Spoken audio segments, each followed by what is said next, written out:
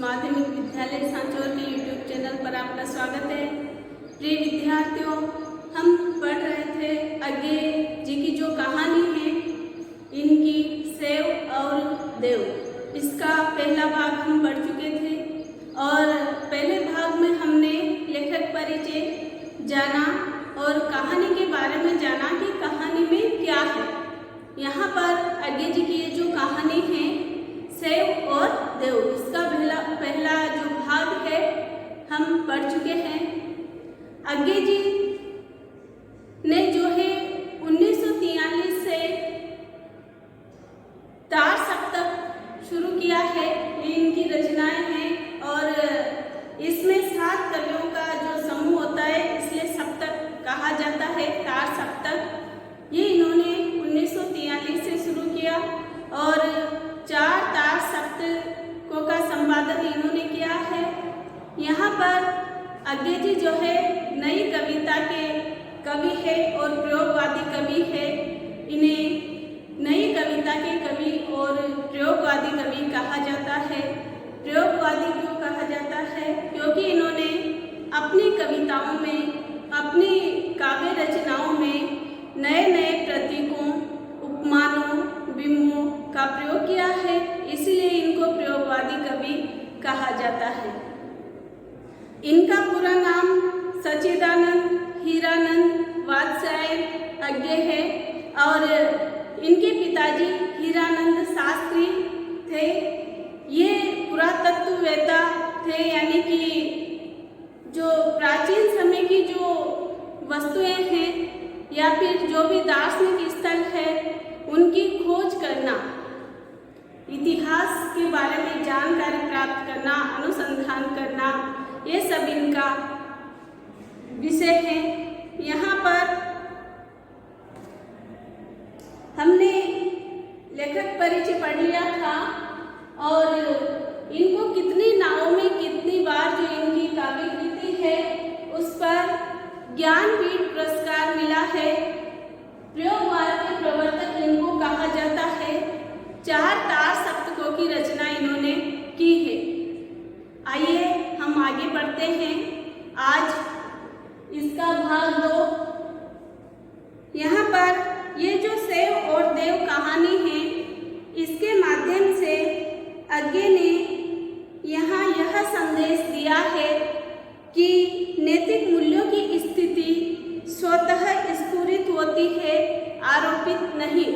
कहने का भाव यह है कि जो नैतिक मूल्य हैं वो आंतरिक भावना से उत्पन्न होते हैं, आंतरिक भावना से ही युक्त होते हैं, वह किसी के कहने पर उत्पन्न नहीं होते हैं। जैसे कि सेव और देव कहानी कल हमने जाना, इसमें जो प्रोफेसर होते हैं गजानन, वो जब देव स्थान से देवी की मूर्ति, माता की मूर्ति चुरा कर लेकर आते हैं, तो जो नैतिकता है कि मुझे चोरी नहीं करनी चाहिए, वह मूर्ति को यथास्थान वापस रखने जाते हैं और उस मूर्ति के प्रति, देवालय के प्रति आस्था प्रकट करते हैं। तो यहाँ पर जो नैतिक मूल्य हैं वह स्वतः ही स्फुरित होते हैं, स्वतः ही उत्पन्न होते हैं, किसी के कहने पर नहीं।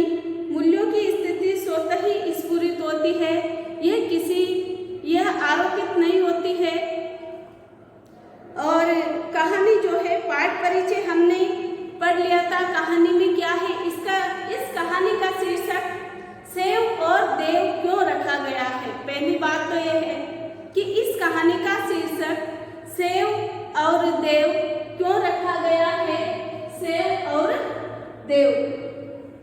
यहाँ प्रोफेसर गजानन जो है कुल्लू मनाली की सैर करने जाते हैं, पहाड़ों का सौंदर्य देखने के लिए, प्राकृतिक सौंदर्य और पुरातत्व की खोज करने के लिए, जानकारी एकत्रित करने के लिए जाते हैं, क्योंकि उनका पेशा, व्यवसाय और मनोरंजन दोनों एक ही है। वहाँ पर कुल्लू घाटी पर जब प्रोफेसर साहब यानी प्रोफेसर गजानन जो है सेव के बाग देखते हैं, तो वहाँ पर चोरी का कोई भय नहीं है।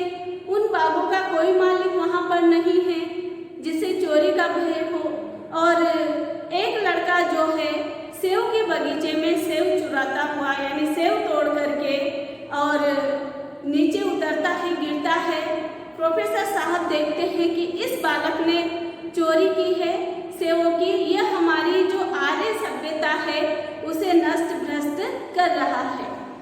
यहाँ पर जब वो जाते हैं देव स्थान यानी कि मनाली गांव पहुँचते हैं, कुल्लू मनाली आपने नाम सुना ही होगा, मनाली जाते हैं। वहाँ पर विश्व का एकमात्र मनु का मंदिर है, उसे देखते हैं और भी मंदिरों के बारे में पुजारी से जानकारी प्राप्त करते हैं। और वहाँ पर उस एक देवालय में जाते हैं, मंदिर में जाते हैं, वहाँ जहाँ उसका दरवाज़ा बंद होता है मंदिर का और कई सालों पुरानी मूर्ति उसमें रखी हुई है, माता की रखी हुई थी। पास ही में शिव जी और गणेश जी की मूर्ति भी थी, लेकिन माता की जो मूर्ति थी, देवी की जो मूर्ति थी, वो अभी तक भी बहुत अच्छी थी। तो लेखक या प्रोफेसर जो है गजानन मूर्ति को लेकर के और कोर्ट में छिपा करके चोरी करके लेकर आते हैं। इस कहानी से हमें यह भी संदेश प्राप्त होता है, यह भी प्रेरणा प्राप्त मिलती है कि अगर यहाँ पर जिस छोटे बालक ने सेवों की चोरी की और यहाँ पर तो जो प्रोफेसर साहब जो है गजानन प्रोफेसर वो मूर्ति की ही चोरी करके ले आते हैं। कहने का भाव यह है कि खुद के द्वारा जो गलत कार्य किए जाते हैं, चोरी की जाती है, वो निंदनीय न होकर के और दूसरों पर आरोप लगाना और जब उसी कार्य को स्वयं करे तो प्रशंसनीय, ऐसा नहीं होना चाहिए। ये भी संदेश हमें इस कहानी से प्राप्त होता है। जैसे कि उस छोटे से बच्चे ने तो सिर्फ सेव की चोरी की थी यहाँ पर, और ये जो प्रोफेसर गजानन है इन्होंने तो पूरे देवालय में मूर्ति की ही चोरी कर ली थी। तो यहाँ पर इसी कारण इस कहानी का शीर्षक सेव और देव रखा गया है। यह एक विचार प्रदान कहानी है। आइए हम आगे बढ़ते हैं। इसका जो मूल पाठ है, कहानी के बारे में मैंने आपको कल पूरा बता दिया था कि कहानी में क्या है। पाठ पढ़ लेते हैं। प्रोफेसर गजानन पंडित ने अपना चश्मा पोंछकर फिर आंखों पर लगाया और देखते रह गए। मोटर पर से उतरकर और सामान डाक बंगले में भिजवा करके उन्होंने सोचा था अब प्रोफेसर गजानन जो है यात्रा पर निकलते हैं, पहाड़ी यात्रा पर यानी कुल्लू मनाली की यात्रा करने के लिए।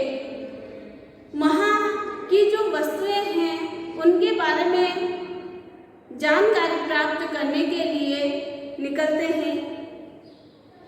जरा घूम घाम कर पहाड़ी सौंदर्य देख ले, उन पहाड़ों का सौंदर्य देखने के लिए वो जाते हैं। इसलिए मोटर के अड्डे के धक्कम धक्के से अलग होकर वे इस पहाड़ी रास्ते पर हो लिए थे, यानी पहाड़ी रास्ते पर जा रहे थे। कौन? प्रोफेसर गजानन।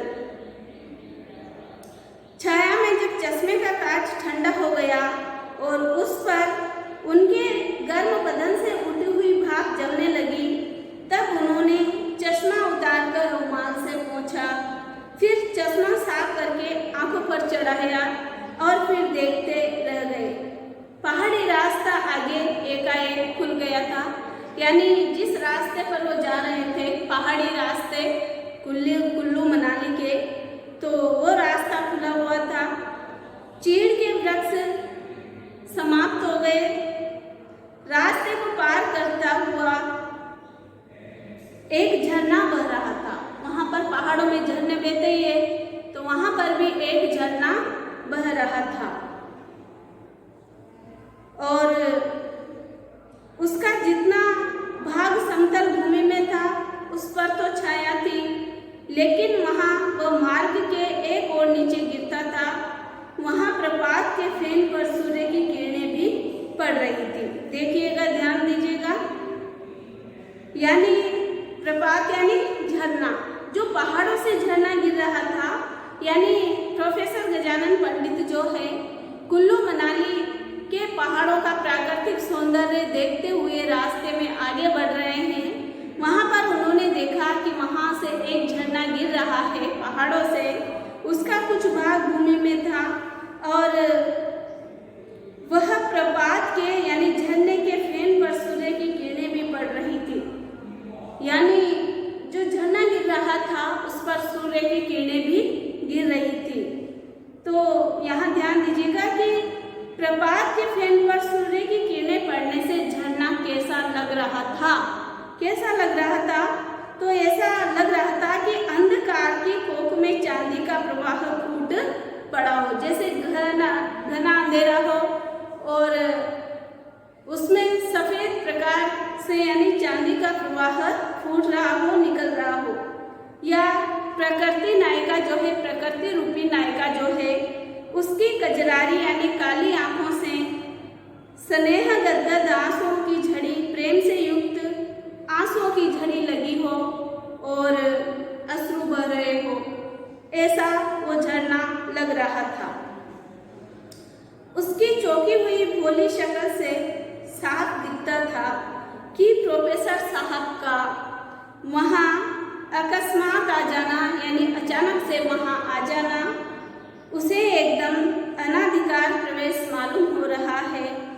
प्रोफेसर साहब दिल्ली के एक कॉलेज में प्राचीन इतिहास और पुरातत्व के अध्यापक है।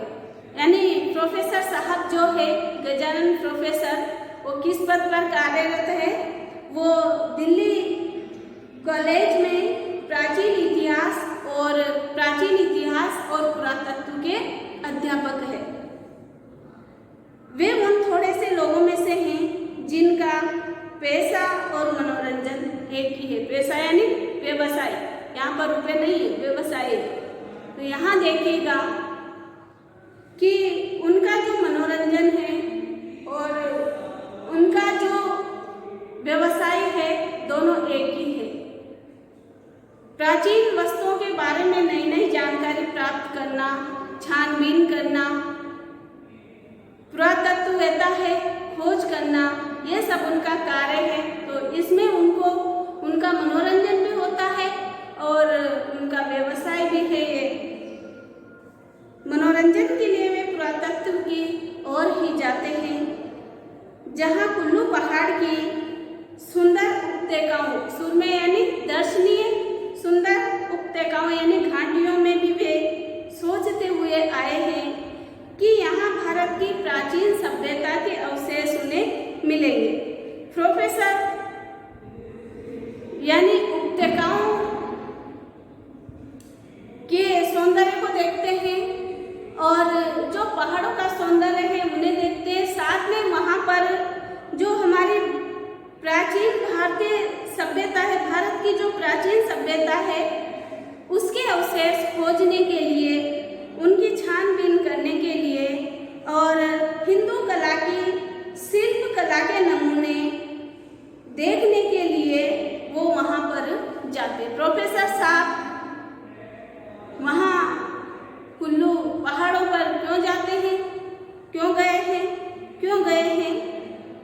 हमारे भारत की प्राचीन सभ्यता के अवशेषों के बारे में जानकारी जुटाने, जानकारी एकत्रित करने और हिंदू कला की शिल्प कला के यानी मूर्ति कला के नमूने और धातु या प्रस्तर यानी पत्थर या सुधा की मूर्तियाँ और न जाने क्या क्या, इन सब की जानकारी एकत्रित करने के लिए गजानन प्रोफेसर जो है यात्रा पर जाते हैं।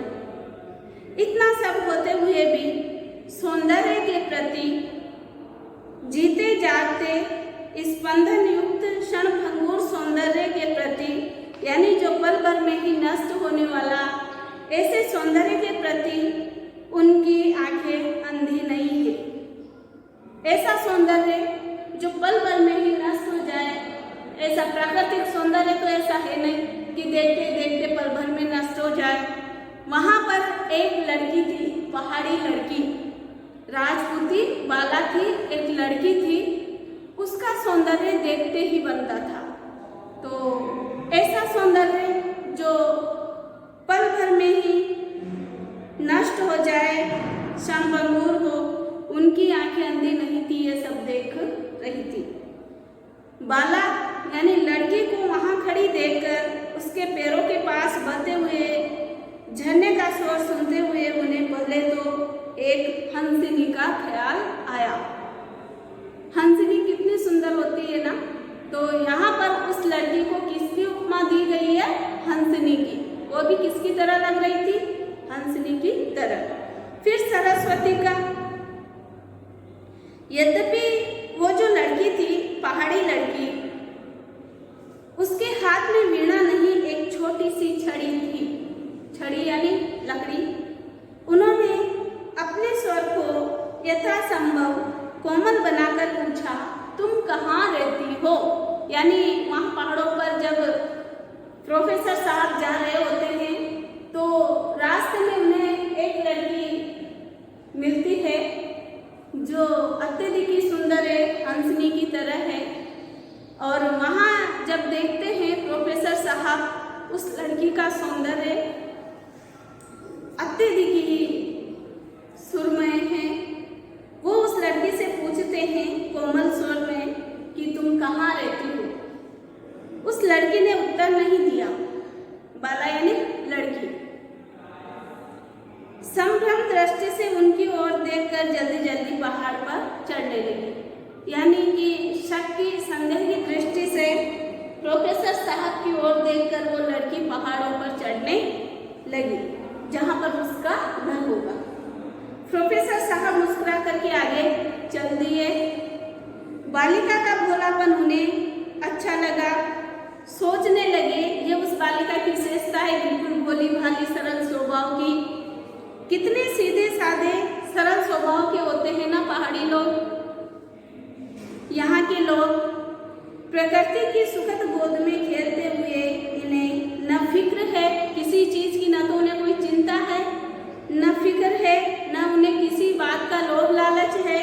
बिल्कुल सीधे साधे और सरल स्वभाव के होते हैं लोग, पहाड़ी लोग जो होते हैं। प्रोफेसर साहब मन ही मन सोचते हैं। अपने खाने पीने, ढोर चराने यानी पशु चराने, गाने बजाने में दिन बिता देते हैं। तभी तो बाहर से आने वाले आदमी को देखकर इन्हें संकोच होता है, शर्माते हैं। अपने आप में लीन रहने वाले इन भोले प्राणियों के बाहर वालों से क्या लेना देना, क्या सरोकार। बढ़ते बढ़ते प्रोफेसर साहब सोचने लगे, ऐसे भले लोग न होते तो प्राचीन सभ्यता के जो अवशेष बचे हैं ये भी क्या रह जाते। यानी ऐसे सीधे साधे और भोले लोग यहाँ पर अगर नहीं होते पहाड़ी क्षेत्रों में, तो प्राचीन सभ्यता के, हमारे देश में प्राचीन सभ्यता के जो अवशेष बचे हैं, क्या बचे रहते? कब के चोरी हो जाते, हो चुके होते। लेकिन यहाँ के जो लोग हैं ये न चोरी करते हैं, न एक दूसरे से कोई मतलब रखते हैं। ये सीधे साधे और भोले भाले होते हैं। खुदा न खास्ता ये लोग यूरोपियन सभ्यता को सीखे हुए होते। अगर इन लोगों में यूरोपियन सभ्यता के जैसे ये लोग होते तो एक दूसरे को नोच करके खा जाते, उसकी रात भी नहीं बची रहने देते। लेकिन यहाँ तो फाहियान के जमाने का ही आदर्श चीनी यात्री है। फाहियान जो भारत आया था, सबको अपने काम से मतलब है, दूसरे के काम में दखल देना, दूसरे के मुनाफे की ओर दृष्टि डालना यहाँ महापाप है। महापाप किसे बताएं? यहाँ पर दूसरे के काम में यहाँ के लोग दखल अंदाजी नहीं करते हैं।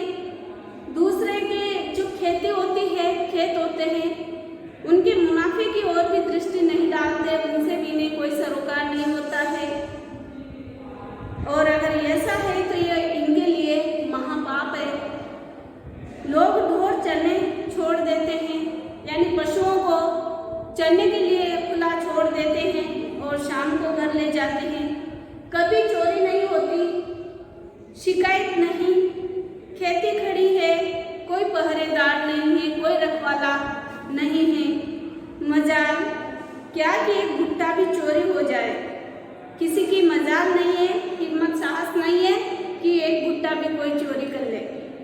मेरे ख्याल में तो, और अगर पढ़ते समय आपको भुट्टों की याद आए तो बहुत आ रहे हैं मार्केट में, मेरे ख्याल में तो अगर मैं एक चवन्नी यहाँ राह में फेंक दूँ, अगर मैं कुछ पैसे रास्ते में फेंक दूँ तो कोई उठाएगा भी नहीं, क्योंकि यहाँ के लोगों में चोरी की प्रवृत्ति लेस मात्र भी नहीं होती है और न जाने किसकी और कौन लेने आए। रास्ता अब घिर गया था, लेकिन चीड़ के जो दीर्घकाय वृक्षों से नहीं, दीर्घकाय यानी विशाल वृक्षों से नहीं, अब उसके दोनों ओर थे सेब के छोटे छोटे लचीले गात वाले पेड़। गात यानी शरीर, यानी छोटे छोटे सेबों के पेड़ थे और डाल डाल पर लदे हुए फूलों के कारण मानो विनय से झुके हुए, क्योंकि यहाँ सार होता है, यहाँ विनय भी अवश्य होता है। शूद्र व्यक्ति ही अविनयी हो सकता है। ध्यान दीजिएगा, किस व्यक्ति को अविनयी कहा गया है? शूद्र व्यक्ति। शूद्र यानी निम्न श्रेणी का जो व्यक्ति होता है उसे अविनयी कहा गया है।